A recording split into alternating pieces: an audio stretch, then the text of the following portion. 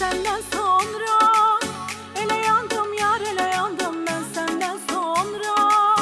Deli oldum yar, havalandım ben senden sonra.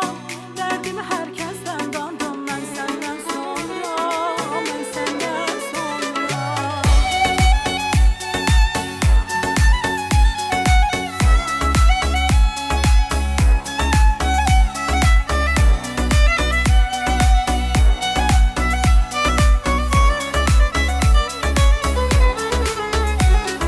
Görüş yerlerimizi gezirəm ben her gece gündüz, sensiz boş otaqda.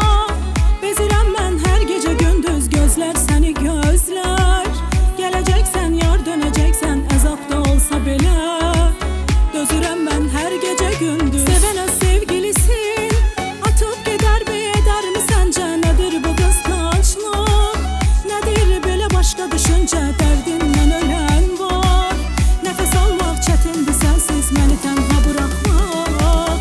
Qəbahətli günahtır bence. Ben senden sonra ele yandım yar, ele yandım ben senden sonra. Deli oldum yar, havalandım ben senden sonra.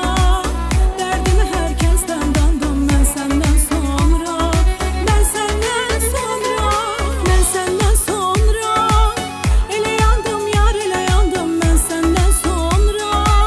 Deli oldum yar, havalandım ben senden sonra. Derdimi herkesten dandım ben senden sonra, ben senden sonra.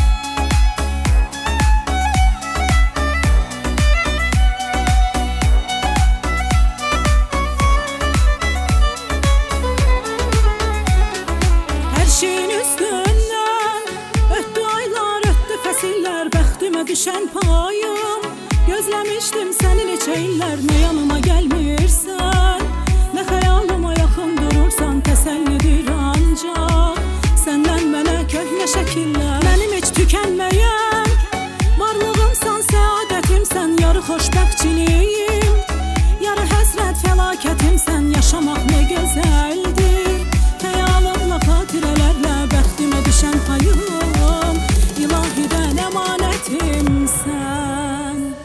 Ben senden sonra ele yandım yar, ele yandım ben senden sonra. Deli oldum yar, havalandım ben senden sonra.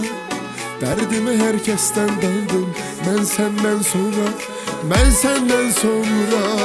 Ben senden